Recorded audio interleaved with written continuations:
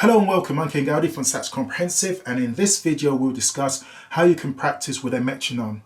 Now, as you're aware, there are many metronomes out there. You get mechanical ones, you get digital ones. You have metronomes that can be downloaded as an app for your phone, your iPad or your PC, and all of these metronomes will have their own unique features.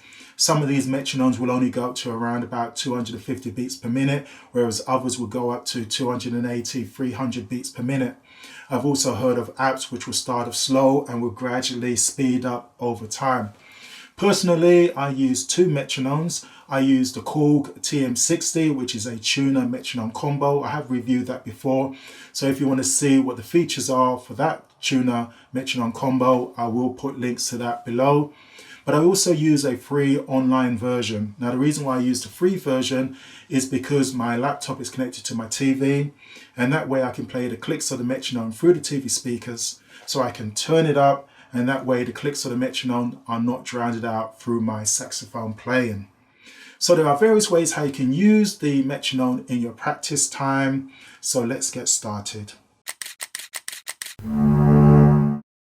The first and obvious way how you can use a metronome is to perfect a song that you can already play.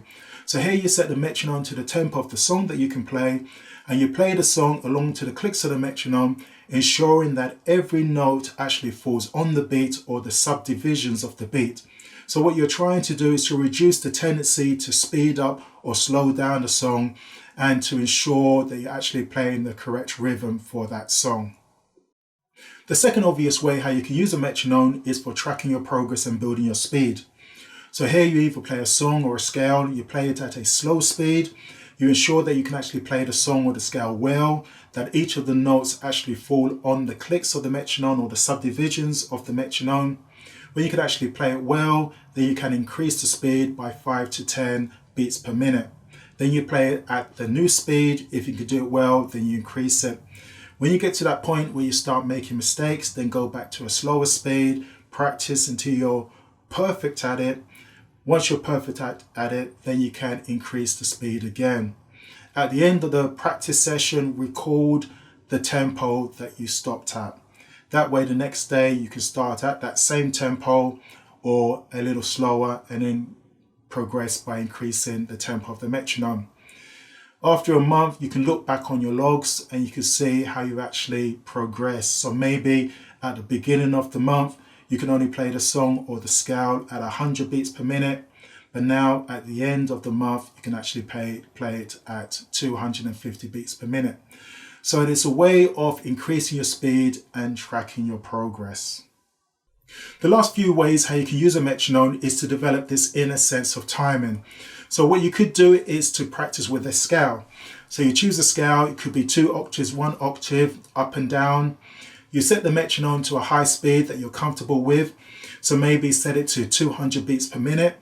You play the scale as quarter notes, so each of the note will fall on the click of the metronome, and you play the scale according to the beats of the metronome. Once you can do that, you reduce the speed of the metronome by half.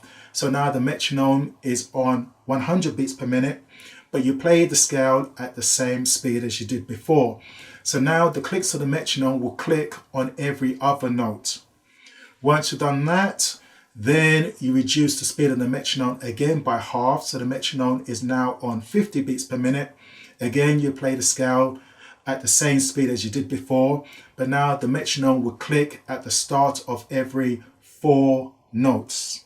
So basically what you are doing, you're reducing the clicks of the metronome according to the pace of the scale. So you're actually forcing yourself to count internally the clicks of the beat.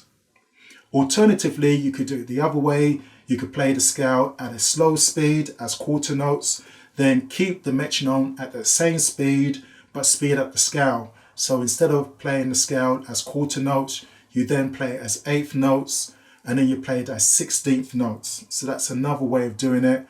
That way, the clicks on the metronome is reduced and you're relying on your inner sense of timing.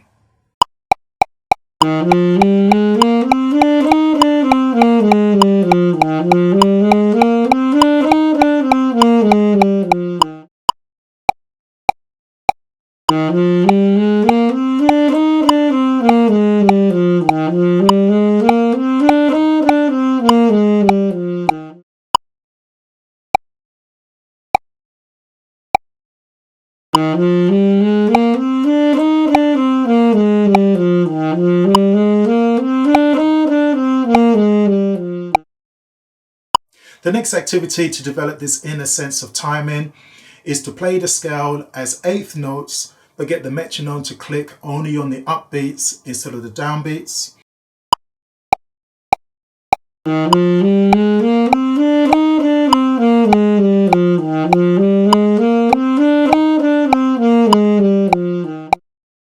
Or to get the metronome to click only on the first beat, or only on the second beat, or only on the third beat, or only on the fourth beat of the scale. The last way to use a metronome is to develop your inner sense of rhythm. So what you could do is create a rhythm and play it against the clicks of the metronome. Maybe you want to develop your sense of playing triplets. Now I have uploaded a video on how to play triplets, looking at how Sonny Stitt plays his complex triplets that have been subdivided into smaller divisions. So you may want to watch that video. In the Charlie Parker Omnibooks, when Charlie Parker plays 16th note triplets, they are usually preceded or followed by an 8th note or two 16th notes. So maybe you want to create a rhythm around that and play that according to the clicks of the metronome. Here are some examples of that.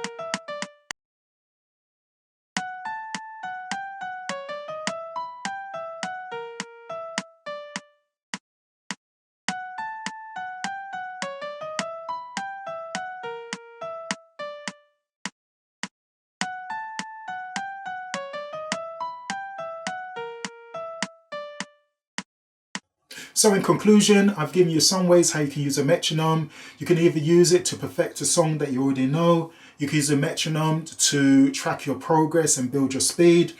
You can get the metronome to click on the upbeats or downbeats or some other beat within the song or the scale to help you develop this inner sense of timing. Personally, I prefer to practice along with a backing track or a drum beat because I find that practicing with a backing track or a drum beat is far more fun than just practicing with the click of the metronome. Hopefully you found this video helpful, and I shall see you in the next video.